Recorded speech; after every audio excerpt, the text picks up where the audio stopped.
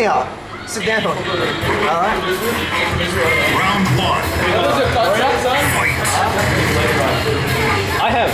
You're a warrior? Wow. We have another death match at 12:15ish. And matches are still brought to you by Reese's Pieces. I'll take that I've got a second Dan. Drink. Yeah. I've got a second Dan. Fight me. What? That looks like where's Wally?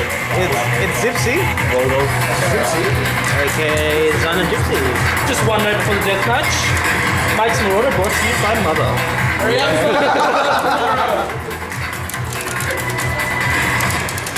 Alright, I see a lot of red. Get ready for the next battle. Secret move. So this is sort of like a clan battle. Clan 15 versus TSP. Round one. Fight. Oh, how? Rover?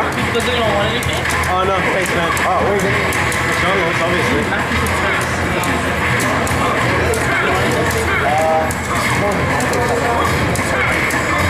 Just like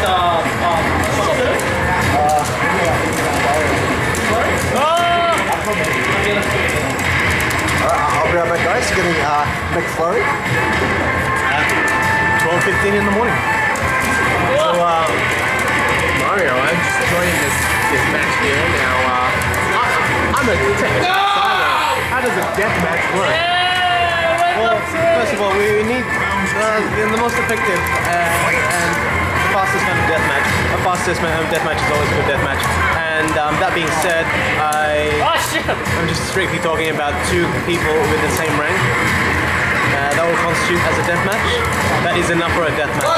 So, how does the point system work for death matches? Well, we've got both characters. As they reach a new level, they'll be on neutral points. And as you win games, you gain 1 point. And if you reach 3 points or more, generally in the lower level, you'll have a promotion chance. Which means if you win the next game, you'll get to rank up. So, are data cards being used in Tekken Tag 2? There will be a data card, I believe it's called a banner pass. Okay. And it is, I think it's just a one card system. You know, with these current cards, there's 500 games that you get before you have to recharge with a new card. I think with the banner pass, you might not have to recharge at all, as there's unlimited play counts. I think so, if I'm not mistaken. Okay. However, with Tekken Tag 2, you do need to recharge the board, which means the game players need to be recharged. Okay, alright. Well, I'm not quite sure if I understand, but will it use the same sort of ranking system? I believe so. I'm not really quite sure about what the ranking system will look like in Tekken Tag. Okay. But I we'll suppose be quite interested, especially how you're using two characters. It'll be interesting to see. We'll give you a bit more of an update later on when things are confirmed. And that was a very quick match. That was a very quick match brought to you by Reese's Pieces. Yoshimitsu. So someone needs to tell me how long Yusuf has been playing Yoshimitsu for. Yoshimitsu, as far as I'm concerned, I think if I ready for remember the correctly, it was next his first character. And I think it's his only character, right? I believe so. For Tekken 5 DR, there was a short period of time where he chose to pick up Jack 5 at the time. And I think that was that. For Tekken 6, he just chose Yoshimitsu. Let's go for broke. This is Yusuf's second card currently. He lost his first card. What was his second card? What was his first card? First card also Yoshimitsu, but with a lot more play count. Okay. Warrior? I think it was a little bit lower. He's definitely doing better with this card. Alright. Yeah! Gypsy said if you hold down. Yeah, you hold down, you're wrong. Hold down. Hold those down. Huh? Down, down, back. Down or down, back? Down, down. Just down. Round two. You hold down in front of me, it's why you front both of them. Okay. Can we try that? Yeah, you see? And you can't block this. Oh, for that one you just have to block slow, is it? What the fuck?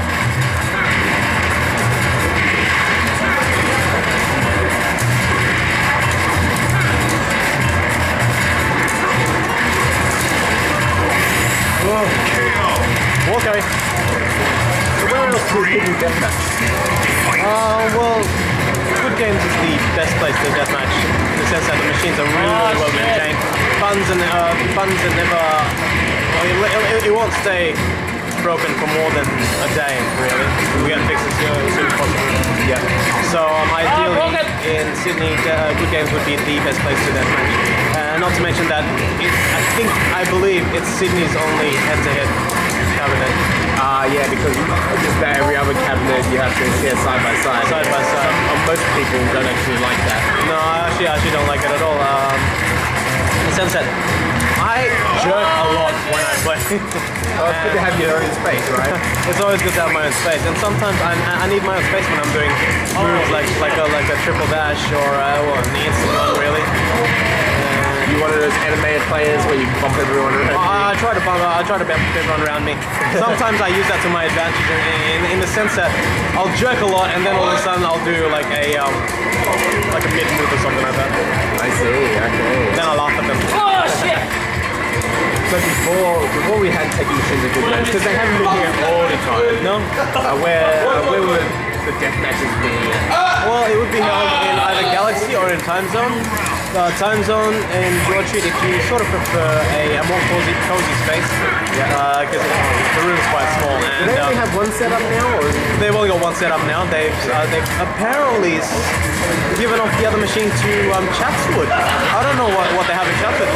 Last time I checked, the arcade closed down in Chatswood back in 2007, 2006, something like that. Now it's been replaced by a library. I think with the town hall now newly developed, they may open up a new gaming arcade. I'm not entirely sure. But as some of us may know, Chatswood is actually the home of Chatswood High, which is notoriously one of the worst schools in the north. So with death matches that were held at Galaxy, how well did that really operate? Well, you just had to choose the machines that you thought were more suitable for the best buttons and stuff like that. Absolutely. You test it out first. If you find a good machine, then you use that machine, obviously. Sometimes it will take a while for you to go around and check out the good machines. But as far as being a side by side or head to head, can't really help that in Galaxy. It's you just gotta make the most of what you've got, really. Well, strangely enough, I bumped into Kevin, or Kevin, as some people know. Yes, Kevin Massey. Yeah. It's been a while since I've seen him. Actually, since Gypsy's Farewell. Yes. And we had a chat about a few things, Tekken, Street Fighter. I'm a Street Fighter player for all those who care. But you know, I do like to mess around on this game, even though I can't play the shit. Pretty much you play, you know your basics. That's a great. I guess in this environment I wouldn't be very good, but maybe somewhere else where there's like less hardcore players, because I pretty much started playing Tekken with these hardcore players here. And yeah, I suppose. But yeah, I had to learn a lot of stuff through a lot of losses. And you know, actually over in China, I played a lot more Tekken than I played Street Fighter. Oh really? Yeah. Wow. That's actually saying something, seeing as how much how much time you've actually invested in Street Fighter over Tekken. But yeah, I suppose being in a foreign country, you might actually be different a little bit. I don't see anything wrong with that.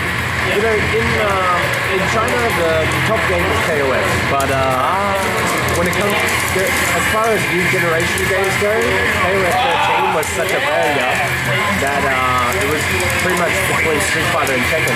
I see, that bad. And the city I was in, they had the same amount of setups for both games, and there was a lot more competition on Tekken. It's not to say that I was calling myself like the best Street Fighter player in that city, because obviously that's not true, but as far as the people who went to play, I didn't find it interesting enough to continue playing Street Fighter at the time. So I started trying to play Tekken in China. Yes. Roll your horizon. Pretty much the same as here. I got smashed plenty of times, and No, it was good to see all kinds of different planes and stuff. Well, I've heard of China having quite a strong Tekken community as well as being very competitive in Street Fighter. Well, I suppose with a country of a good few billion people, you're bound to find some people that can actually play Tekken and or Street Fighter. Yeah, no, that's quite true. You know, I definitely agree with that. Street Fighter tends to be more popular in larger cities such as Shanghai and Beijing. I was in the capital of the Sichuan province. Yes. That's Ready for the Chengdu. next battle. Sichuan, is that where the Sichuan? Yeah, all the spicy stuff, spicy foods. I love Sichuan. Everything Chicken, is spicy. pork, beef, It's spicy. The Coke is spicy. Everything is spicy spicy. Coke. Yeah. Well, yeah. So, but yeah, as far as Chengdu was concerned, it was a lot more Tekken players. It was the first time I actually ran into these cards. Also, because I talked to Zan about this before, about fake Tekken gods. Yes, But some these, people do that. You know, it's really weird though, because these guys are really good anyway, and I don't understand why they would need to justify anything like that. I guess it just goes to show like data cards in general. It's really good for the community in terms of like gauging experience and skill, but I guess there's a bad side to everything as well. Well, it definitely adds its excitement. As far as I'm concerned, it's nothing more than adding excitement to begin with. Yeah. Apart from customizing your characters, as what you can see, Yoshi holding a. Is that a mandolin at the back, maybe? And we've got Yoshi looks like he's coming out like a Japanese horror movie, going up against a weird hybrid of Ronald McDonald and Wally. Where's Wally? So it's definitely interesting to see, but it definitely doesn't say anything in terms of skill, because really all it takes is 20 Tekken cards and 2 noobs, and you can come up with a Tekken god almost if you try hard enough. Alright, maybe about 30 cards. So, like, how many people in the actual Tekken community would you say really care about their rank? At this point, seeing as how it's the last few days of Tekken 6 VR, I don't think anyone really cares. It doesn't really mean much to us. We just like to have customization, really. Like having Where's Wally right there. And, I don't know about you, but I feel like I play better when I'm playing with my king, the one that that I just feel familiar with it, you know. Like, I mean, I know that the king is not going to be exactly the same as someone else's king. And that's just quite interesting, having something like that. Pardon me while I get a chip. Well, Mario, I do have a question. Because you are notorious for playing the king, I wanted to know, in the upcoming titles which are Tekken related, so I'm talking Tekken Cross Street Fighter, Tekken Tag 2, will you be playing King, and if not, who else? Well, I think at this point right now, I've been playing Tekken for about 5 years. I've been playing with King for about a good 4.5 to those 5 years. I think it'd be more of a sin if I don't touch King for the next upcoming titles. Yes, it makes sense. So like in, because those are also tag titles, essentially, who would your second character be if you had a choice? Out of what you know so far, anyway. Naturally, my second best character would be Armor King. So I would choose the Kings. Mardox will actually looking really good for this next installment. I think I might give him a go as well. Roger, always a nice little pokey character. I'm not very potent with him, but definitely interesting to use. So how many of those characters were confirmed for Tekken Tag 2? All of them.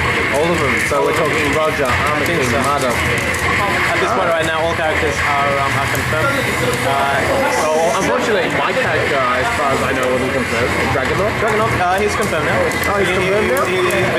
And well, except for Julia, I'm not sure because she's changed name. She's now. I guess it's rude to assume, but it would be dumb to ignore that JC is Julia. Yeah. So it's the same as the saying Asuka is Jun. Asuka, well, it's almost like that, but Jun actually exists. Yeah, I suppose. Right next to Asuka. So you can sort of have the double Aikido combination. You can have Jun and Asuka at the same time. This next match brought to you by Reese's Pieces. Okay, so what about in Street Fighter Cross Tekken? Are you gonna play that game? And, who would you play in there? Oh, definitely want to give King a go. I reckon King looks very good in that game. I saw the demo for King and Mada. That definitely looks interesting. I'm gonna give that a go. So you're gonna go with stock standard King and Mada. Yeah, well, we're King with any character would be an alright combination by me, I reckon. I believe the Via Kudo frags that Mada has in Tekken 6 have made a transition to SF Cross Tekken. Yes. That'll definitely be interesting to see on how both grapple-based characters from Tekken, from a 3D fighting game, evolved into a... What would you say? Would you say a strict 2D or? Well, like it's a 3D game. It's like it uses 3D models, but it's a 2D plane of fighting game.